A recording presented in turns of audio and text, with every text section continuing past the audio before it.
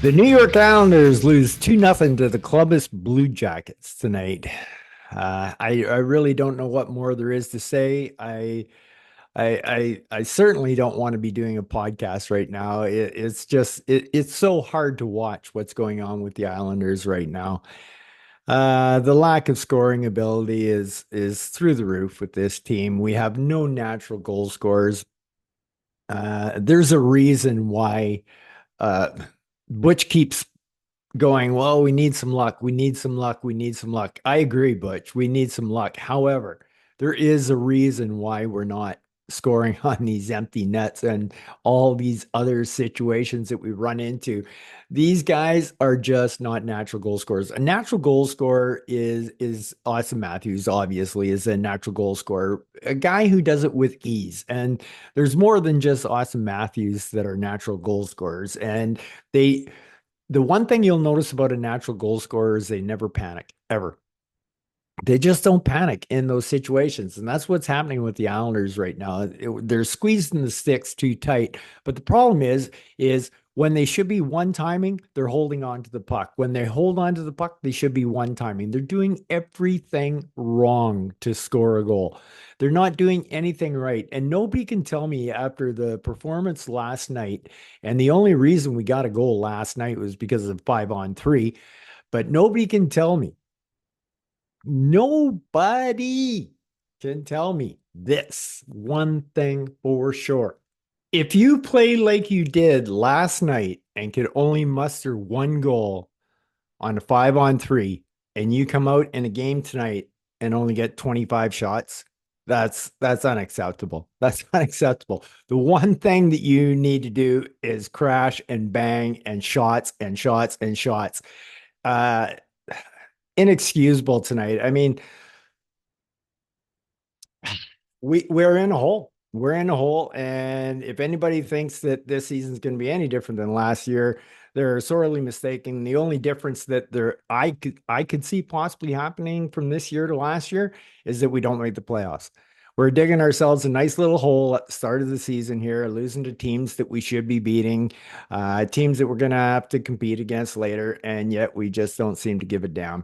Uh, Man, I tell you, it's just so frustrating, and thankfully we didn't get any penalties tonight, or else I'm sure we would have well, we did get one penalty, but we should have we would have given up more for sure. And I'm just it sickens me to the stomach right now what I'm seeing from the Islanders, and it's just I've seen situations with people where they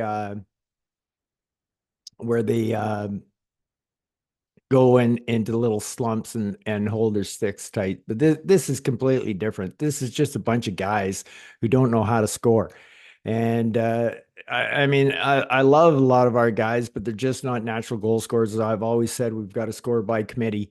But yeah, the committee is 100% letting us down because everybody's on panic mode right now and doesn't know how to remember how to score a goal. So it's not looking good for us right now. Not looking good for us at all. We could have used the break that Columbus got tonight. They've been scoring 6 goals a night at home and that, but hey, that's the way the cookie crumbles. You make your own breaks. And I'm getting tired of making excuses for the Islanders. One thing that didn't help the Isles tonight was the constant line shuffling. That didn't help at all. I get where Patrick was coming from. You got to find something that works, but unfortunately, what we did tonight was we took away from what few lines are doing good and just put everybody into a shambles. I will tell you this from my playing time and whatnot. Uh, it is very rare. I've had it happen a very few times where a new line mate has come with me and that shook things up that we actually scored a goal. It did happen. It did happen, but very rarely, very rarely. It takes time and it takes chemistry and the players were all over the ice tonight, and that's never a good thing when you're playing. Like, I get it, Patrick. We weren't scoring. You got to do something. I still think there's a solution in here somewhere. It's I know what the solution is, and I guess once we talk about the players in this game, the solution that I have will start to come out. So let's talk about the players. Sipakov, he had an okay game. Like I said, he was playing with a lot of different people tonight and that, but he was one of the few Islanders that I thought was okay tonight. Simon Holmstrom, I thought looked a lot better playing off of with Horvat and Barzell, and I think he was playing a little while with Brock and Palms, and he did actually look a lot better with them tonight. He actually had a fairly good game. He looked okay out there tonight. Um, but it doesn't score or anything. We could definitely use some scoring, that's for sure. And we're not getting that. And we need something out of these guys. We need guys like Pajot and that. Like I talk about committee, our main. We have two committees. We've got our main committee. We got our 30 goal club, the seven guys with the possibilities of chance to score 30 goals this year if they have a good season. Then we got the rest. And the rest, the other committee is not helping at all. Like where's Pajot? Where's Fashing? Where's Holmstrom? Where's we need those guys to start chipping in and other than the other seven. Frustration is beyond belief. I was so unexcited going into this game tonight, and everything that I saw panned out of why I wasn't excited about this game. The Islanders played exactly like I thought they were going to play tonight. I wasn't expecting them to come out and charge and be upset and everything. Like, holy cow, what a terrible showing by this team in the last two games. Terrible showing. Terrible. Barzell, he was okay, but once again, Matt is not a natural goal scorer. He had his chances. He's just not a natural goal scorer. If any of the seven guys of 30 goal club that I said could score 30, Matt would be the least likely of the seven to score 30. He's not a natural goal scorer. He can score and he can score some beautiful goals, but he's like a 20 to 25 kind of goal scorer, and he's just not coming through in the clutch. But that's not his game. He's the pass guy, he's the setup guy, he's the control guy, he's the guy with the puck. And but Matt, we need you to start bearing some of these. I know you're frustrated, and there's nothing wrong with you being a slump. You're allowed to be in a slump when unfortunately the rest of the team slumps all year long. So uh I feel for you, Matt. 23 minutes of ice time out there. You were flying tonight, trying to make things happen. Nothing really happened. He was shooting as well, too. Got a couple of shots on net. Bo Horvat. I, I'm I'm I'm getting disappointed in Horvat's play here. I've been giving in the last few games a lot of he's been okay, and I had a tendency of trying to blame it maybe on Holmstrom, that Holmstrom was kind of bringing Horvat down a little bit. But you know what? Bo's not making things happen. He's missing simple, easy passes. Uh, there's a lot of things wrong with Bo right now, and he needs to start producing. That's why we got him. That's why we brought him over here, was to be a producer. And he's got to stop making these stupid, cute little passes all the time that he's trying to do with Barzell and just play the way he plays. Bo Horvat is a hard-nosed player. That's how he played in Vancouver. Yeah, he can score. He's not a natural goal scorer, but like when we traded him, the year that we traded him, he was on pace for 50 goals with the Canucks. He had 33 at the time, and he was on pace for 50 goals. Didn't come anywhere near that because he unfortunately joined the Islanders, and we know everybody's goal scoring goes to dry up on the island. So, but we need more out of Bo. We need more out of him. He needs to start making better plays, better plays all around. Start making things happen, and we need to stop. We need to stop on the power play, just trying to do that one play to Bo on the in the slot, the down low back into the slot, quick one timer. Yeah, you throw that in there every once in a while on the power play, but that can't be your main focus. I can see the Islanders are spending their entire power play trying to set up that one play. And so far it's worked for us once for sure. Maybe twice this year, maybe twice. once for sure. So we're overusing that play on the power play. It's a good play. Keep it in the playbook, but just don't overuse it and start putting pucks on net. Uh, Matt Martin, come on. This is come on.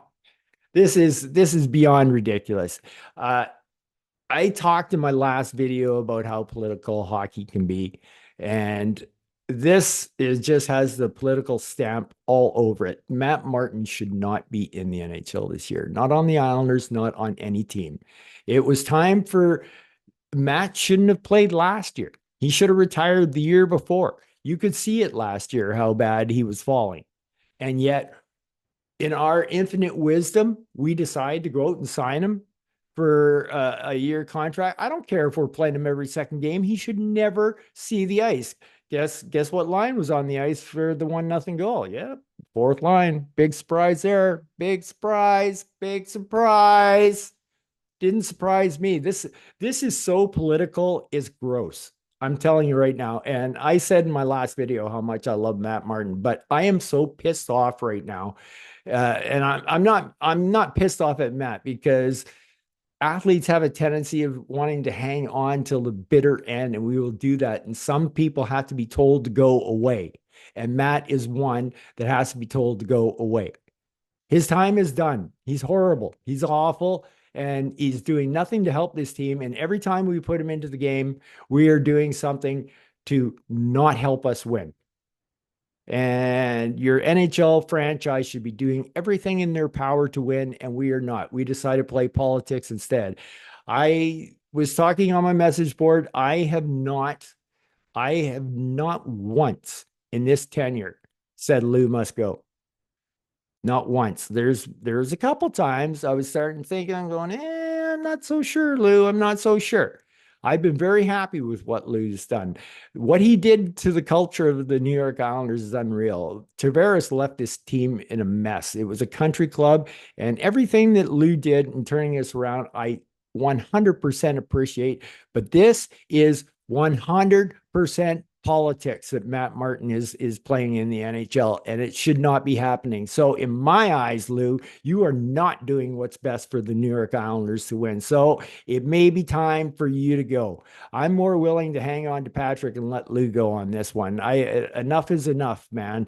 The handling of Wahlstrom, and now that I know just how much you have your fingers in the roster, I was kind of getting hints from it from Barry Trotz in his interviews. I got a lot of hints like that. I'm going, I'm not so sure all these decisions are Barry's. And I'm starting to find out now that a lot of those decisions, those roster moves that I was pissed off about Barry, were not his. And he's doing it now to Patrick. So, you know what, Lou? Time to go, my friend. Time to go. Time to go. Enough is enough. Go play your politics somewhere else. I'm sick of it. I hate politics in hockey, and this is just the most political thing I've ever seen.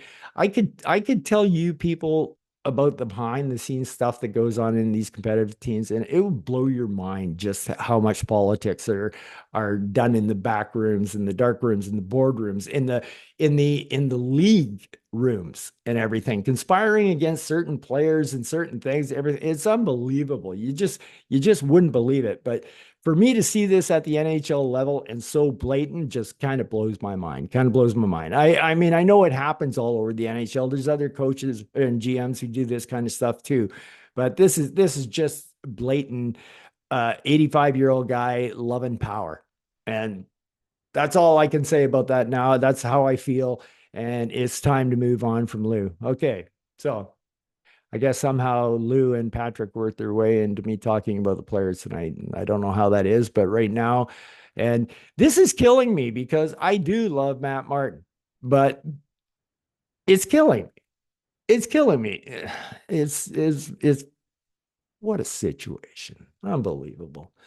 Fashing, I thought had a better game than his first game out there.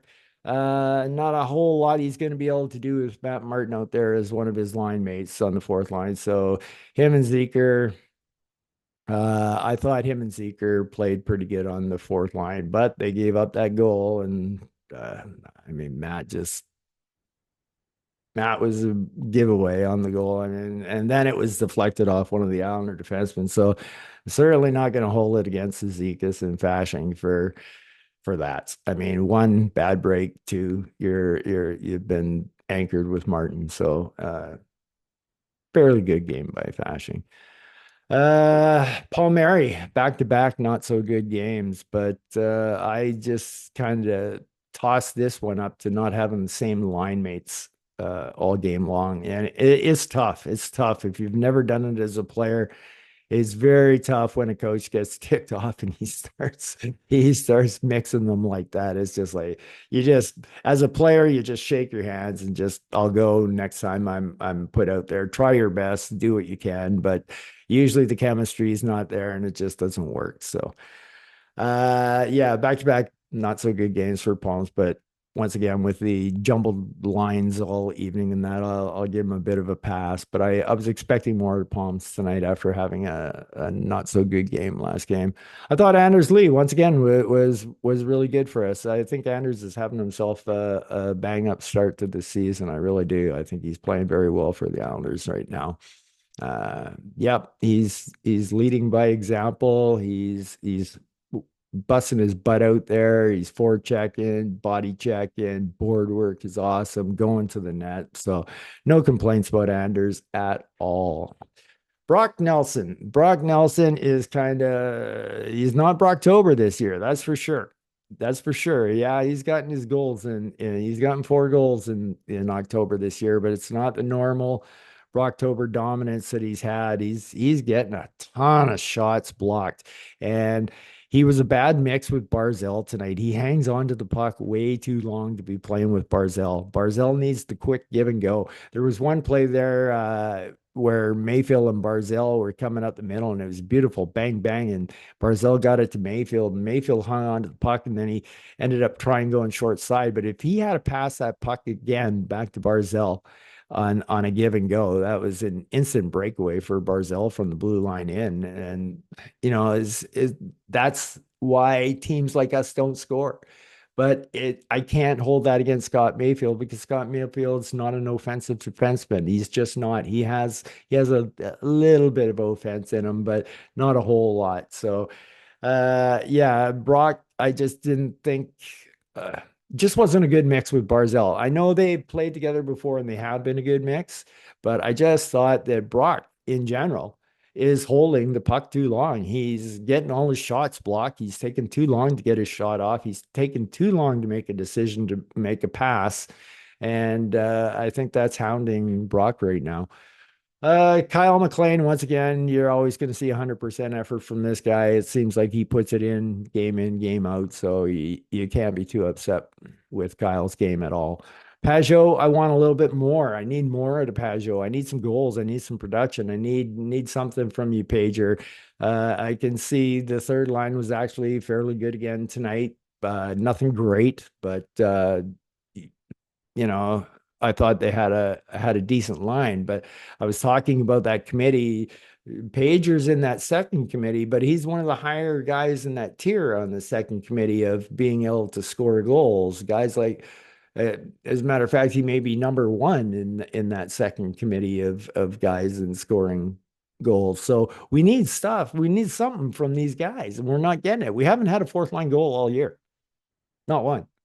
They've been scored on plenty, but we haven't gotten one in our favor yet from the fourth line this year. Not one. Not one. Go back, take a look, you'll see. Cizikas, I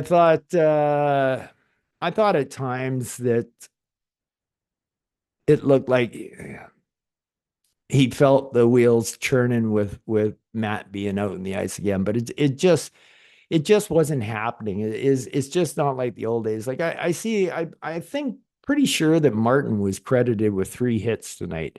Where those 3 hits were, I'll never know.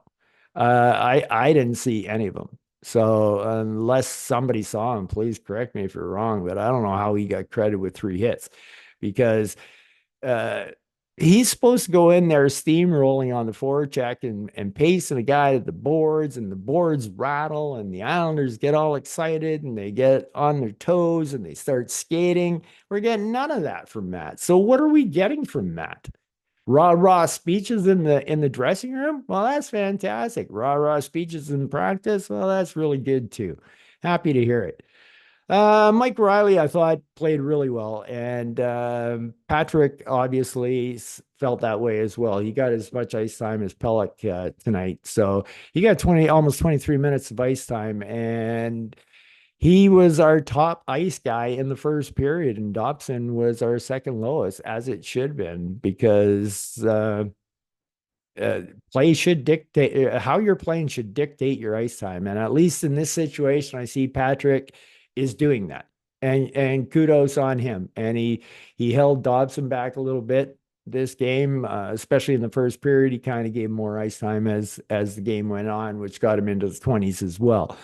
But Patrick was sending Dobson a message like, you need to pick it up, man. And he didn't pick it up enough. He didn't pick it up enough. Adam Pelech, once again, holy cow, this guy is back to that 2 year ago Pelech, or maybe even 3 years ago now that I'm thinking about it. But and most of it's due to injury and whatnot. But wow, he is looking just fantastic. He really is. And he's really trying to make things happen out there in the offensive zone. He's shooting when he can. Butch mentioned he needs to hit the net. He's correct there, but at least he's shooting. And he's trying to make things happen. He made one beautiful little dish tonight, too, as well. So I'm really starting to see that offensive side of Adam start to peak out a little bit. And I don't think it's going to be too long until you see Adam cash in with a goal or two here. So, but his defense is A plus plus. So looking good there. Looking good there, Adam. Pollock didn't get as much ice time tonight.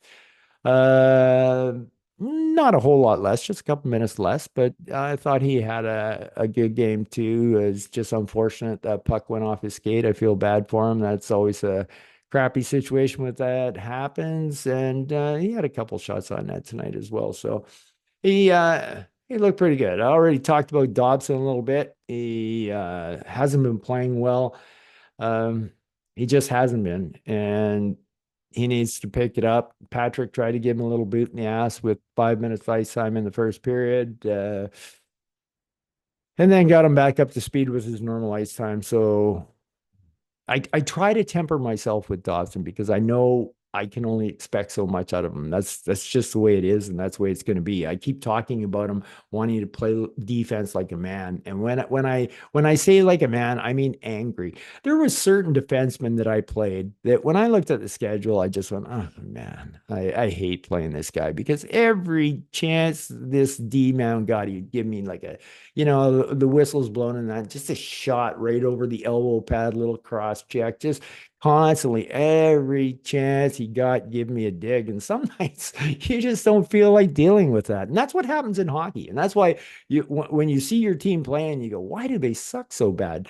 It's just human nature. Sometimes, no matter what, and I know people will say you're a professional, but you're also human and you just can't get up for it. And there was just certain nights I didn't feel like, I mean, I played a feisty game. I had to with my height. I was very dirty. I like to my game was kind of around a Ken Linsman type of game. That was how I played. I love to fight. I love to do all those things, but there's just certain nights where I didn't feel like getting hit. And there's no rhyme or reason to it. It's just part of human life. Some reason that day you didn't wake up and you didn't have it, and it actually happens. And it's kind of crazy how that does happen, but it does. Scotty Mayfield, I would it could have been a perfect night for Scott if he had given Barzy that quick give and go instead of trying to hang on to the puck and go around, then went for the short side, and which made it even worse because the puck rimmed around and right out. So we didn't even have a chance of getting a goal there. But the defensive side of the puck, Scott's doing his thing. He's around 17-minute mark tonight, which is a little higher than normal, but he was playing well. And Cholowski, let's give this guy an orange helmet. I mean, if you're going to be a pylon, you might as well look like one, right? Like, holy cow, this guy is a serious turnover machine. I couldn't believe it. I think it was in the first period. He gave this one egregious giveaway to the guy, and he was like getting ready to break right in on the net, pretty much alone, except he fumbled the puck. And the puck went right back to Cholowski. So what does Cholowski do? He doubles down and gives it directly to another Columbus Blue Jacket. That's a great opportunity to shoot. I'm just going like, serious. For some reason, and this is bad. I should know his name because I do know what's going on down in the, but I'm trying to think for the life of me. I can't remember number 34 in the preseason playing defense. There's no way this guy can be as bad as Cholowski. Like, and he had actually, I thought, a really good training camp. For the life of me, I can't remember why I can't remember his name. But if anybody knows it, put it in the comments below because it's kind of driving me nuts. Either that or I'll look it up on the Bridgeport website. So like give that guy a chance. Yeah, whoever he was, he played well in preseason, and Cholowski is just Will Robinson, danger, danger, danger. Cholowski has the puck. Danger, danger. Only the older crowd will get that one. Let's see. Let's go to Varley. Varley was really weird tonight. It, it seemed like he could have had a lot more than one goal scored against him tonight. I don't want to be critical of him because he only gave up one goal and it was an absolute 100% fluke goal that he gave up. So I have to give Varley his kudos, but there seemed to be a lot of pucks seem to slip behind him tonight, squeak through and things like that. I didn't feel comfortable in net with Varley tonight, which is completely unfair of me to say. The guy, like I said, he basically pitched a shutout and having one fluky goal scored against him. So I'm kind of way out of line here by giving any Raz to Varley, that's for sure. So there we have it, folks. Yeah, we can't score. I mean, I know we're going to come out of this. We're going to start scoring because we have people who can score goals, but I fear that this could end up being some sort of pattern. We're really missing Declare right now, which is in itself a sad state of affairs when you only have one injury and it throws your team into this much turmoil. And it's not like Declare's a superstar, but it has. It's thrown everything into turmoil. You know what? Right now, I feel like the New York Islanders are a bit of a merry-go-round. We're spinning and we're trying, we're mixing the lines and everything. Sometimes you just have to slow it down and just reassess again. Now let's reassess one more time. Let's just pull back on the New York Islanders and think, how can we straighten this out that we would get people where they should be scoring goals and things like that? Here's an idea. Bring Wallstrom back in the lineup, put him on the first line, put Zipkoff and Brock and Palms back together again, throw Holstrom on the third line with Pager and Lee, and now you've got Cizikas, Fashing, and Foodie if you want to, or I guess Holmstrom's in there somewhere. Holmstrom's one of those guys, but take Foodie. Foodie to me has been excellent. I don't really see why he's pulled out, but once again, we're talking the politics of hockey, and unfortunately, we're talking the politics of NHL hockey. I just find it amazing that anybody in this world, as I live my life and think of what I've done to acquire money in that could casually just give Matt Martin $750,000. We don't need you. You're not good enough, but you know what? Here's $750,000. Must be freaking nice. Must be freaking nice. Well, that's all I got for you tonight, folks. So I'd like to say I'm looking forward to the next game, but I'm not. Hopefully, I'll be pleasantly surprised. But I'm not. I'm definitely not going to hold my breath. That's for sure.